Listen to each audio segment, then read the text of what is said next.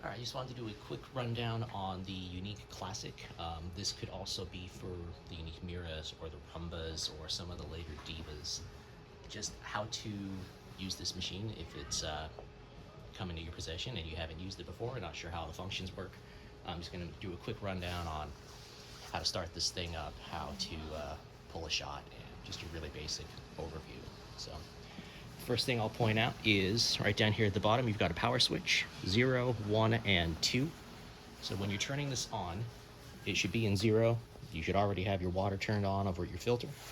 You're going to put this into number 1. And if you watch up here in the boxes, you'll see we're going to scroll through some boot up codes. Those aren't really going to mean much to you. Wait till it gets to this line. If this is the first time the machine's being turned on, you're going to hear that pump kick on, and it's going to fill your boiler. That might run for 10 to 20 seconds or so.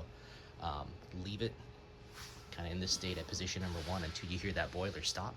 You don't want to flip it to number 2, which turns your heat on until your boiler has water in it, or you can risk damage your element or tripping the safety. So now that we've gone through all that, we're at our double lines. Depending on the box, this might have a C and an underscore, or like a 2C or something like that. That's fine, as long as it's not scrolling through those boot up codes. It doesn't say F for a blown fuse or TO for a dosing timeout.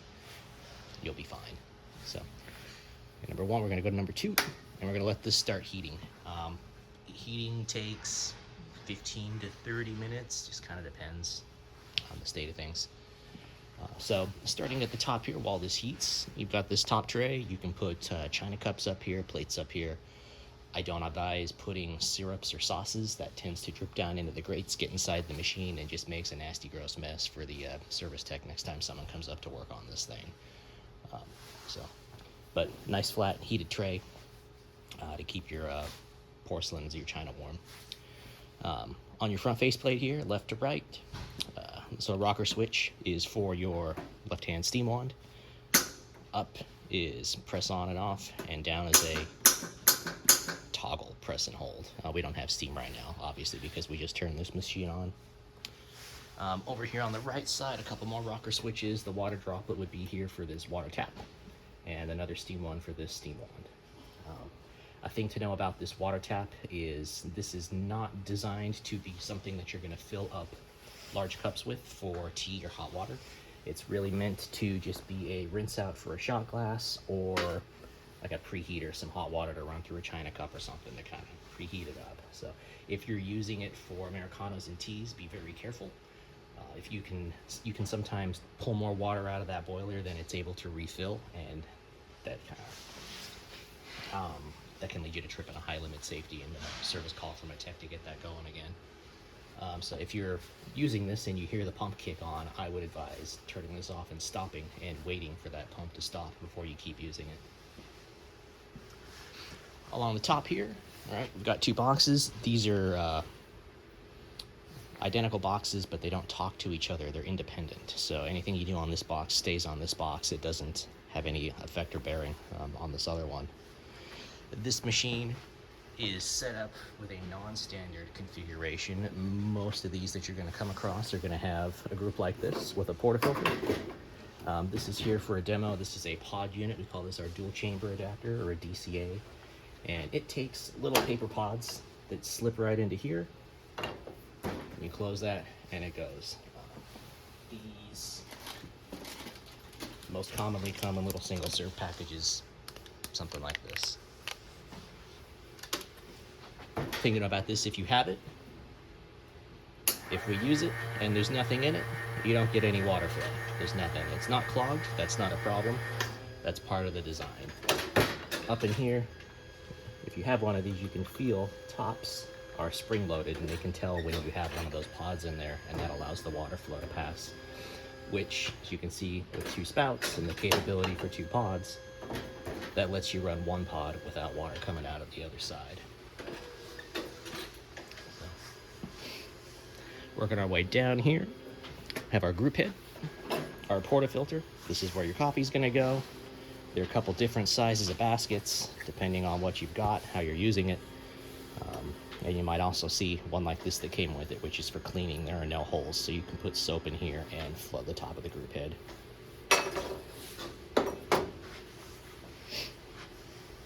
manometer. You've got a green and a red side. You can see on both of these, at about 9 o'clock on the green, there's a little bit of white, and about 1 or 2 o'clock on the red, you got white up here at number 1. Green is going to be your water pressure. So whatever the main water line is putting out, or what your pump is putting out if your pump is running, that's what you're going to see. So if you haven't been using this for a long time, if it's just been sitting, if you're just walking in first thing in the morning, it's probably going to be up here around 3 or 4, whatever the pressure from the city is, since there's been no use on the machine. It's just measuring your line pressure. Right now we're heating because we just turned it on, and you'll see this is way up here at about 13, where some red and some green overlap.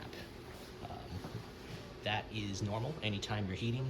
Right when you heat, you build pressure, everything expands, and our pressure comes up a little bit. So there's a valve in here to bleed off that pressure and stop it at about 13, kind of right here where this red and green overlap. So when you're heating, totally normal to see this way high up here.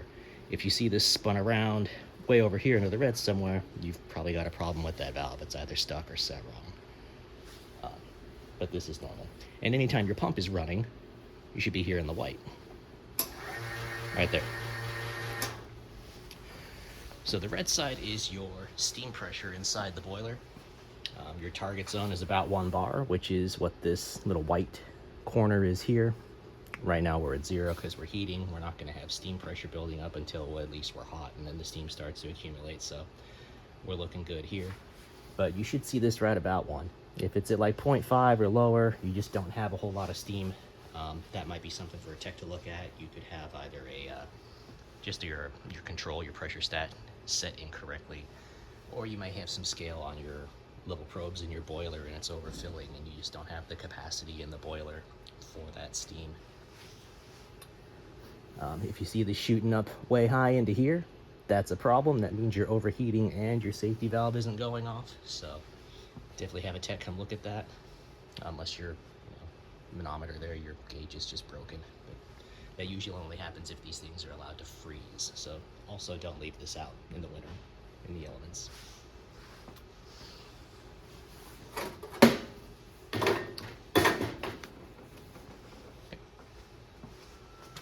So to make a shot, you got this in here. Leave these in here. Don't leave that how I had. If you're not using it, don't leave it on the tray. Don't leave it on the counter. This is part of the thermal stability of the machine. It absorbs heat from the group while it's in there and it stays hot, so your coffee pulls right. If you leave this on the counter and it's 80 degrees like the cafe and you pop it in there, these usually sit around 200 degrees, so you're shocking 200 degree water with an 80 degree portafilter, and you're gonna have some pretty sad coffee. So make sure you leave these installed all the time. Don't forget after your shot to knock the coffee out and clean it out with a rag real quick. Just wipe it out so it's not baking oils on into the top of the group head there. But you'll have your coffee in there and hit your button. These will be programmed. It's going to start and stop all on its own based on that programming.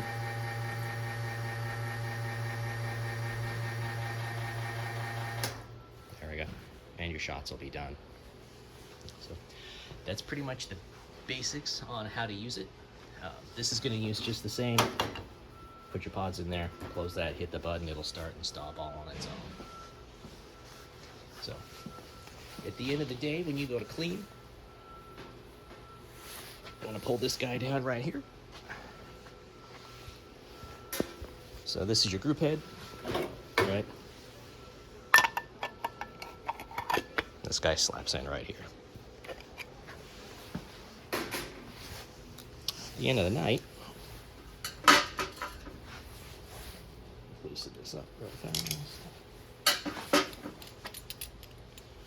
At the end of the night for cleaning, right? You've got a shower screen in here. You're going to want to remove the screw.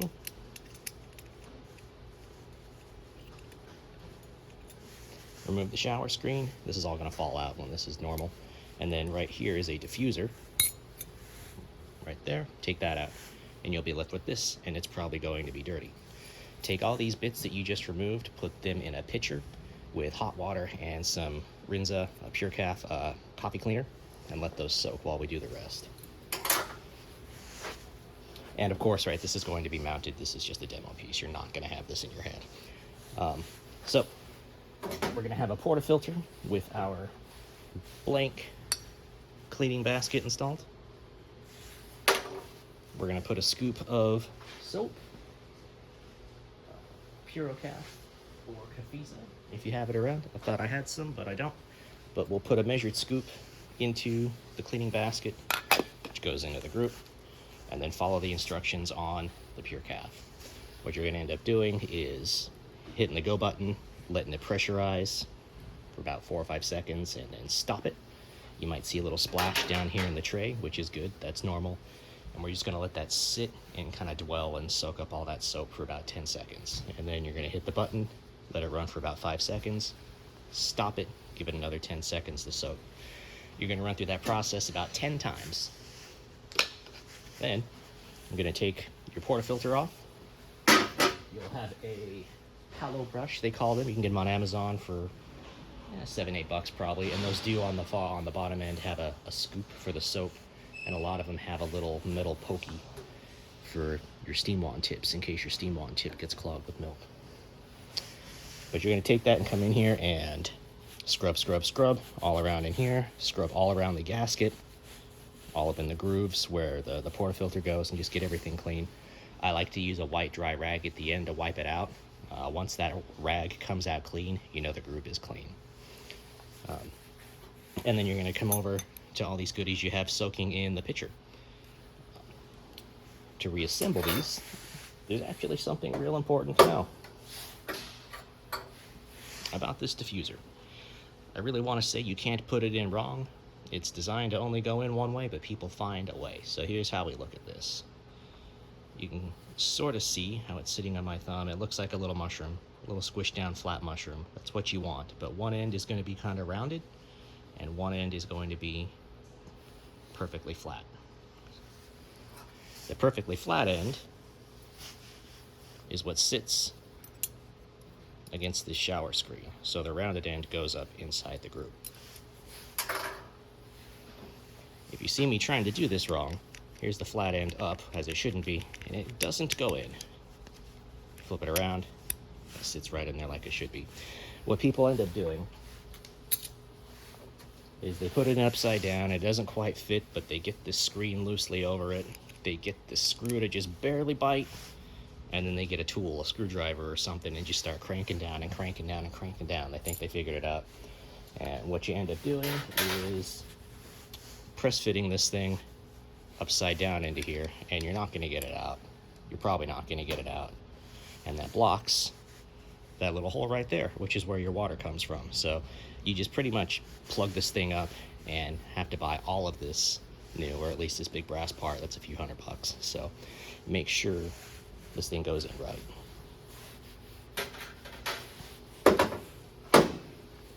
I like to take the shower screen, put this little guy on it,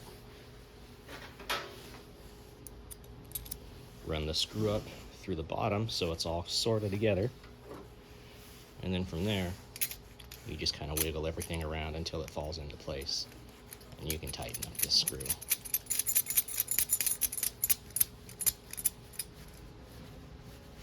When that's done, we're going to come back with our blank disc again and do what we did before with all that pulsing, but this is going to be rinsed out, and we're just going to do fresh water, right? So you're going to do that on and off pulsing with fresh water. You don't have to give it the 10-second dwell time for the rinse. You can just let it pressurize and stop, and then pressurize and stop. The rinse is a lot faster.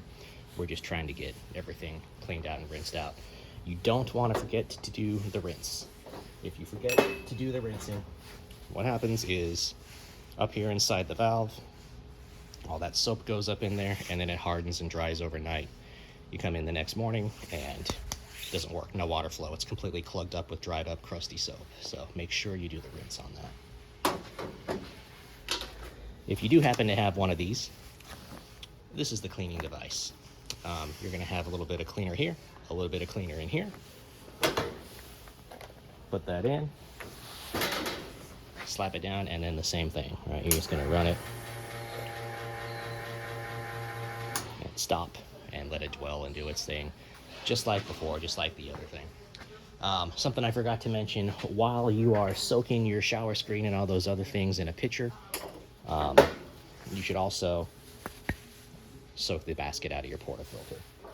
If you look on this, there's a little notch kind of right here, you can see, and that is for another basket, like this cleaning basket, to wedge in there like that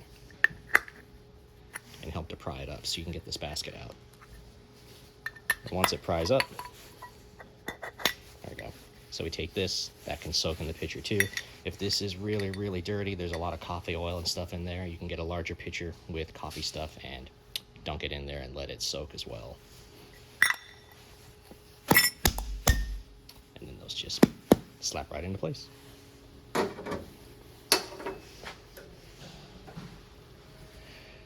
Not much else really to go with here. Cleaning your steam wands. You should have a milk cleaner called Rinza. I've got some here. Looks just like this. So the way this works, if you squeeze it, open this up a bit and squeeze it, you can see this top chamber right there fills up. You take this cap off, and this is the measured dose. You pour that into a steam pitcher.